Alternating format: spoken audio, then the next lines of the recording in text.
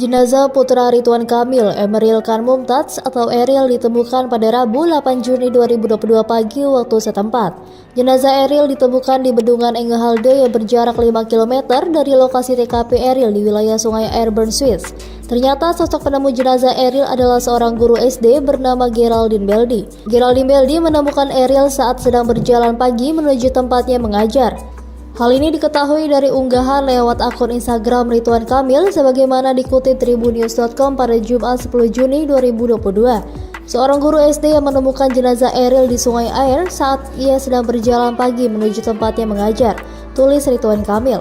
Dalam unggahannya, Ridwan Kamil menulis, Geraldine Beldi segera menelpon polisi hingga akhirnya jenazah Eril bisa diangkat.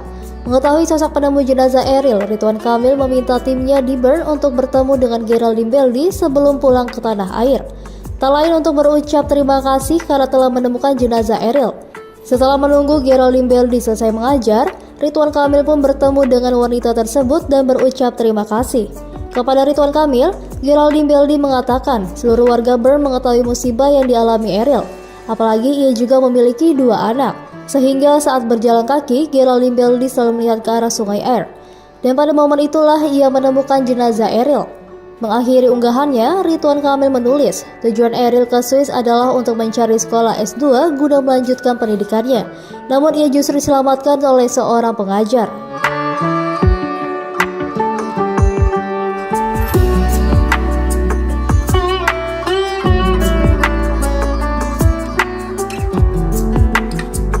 Terima kasih sudah nonton.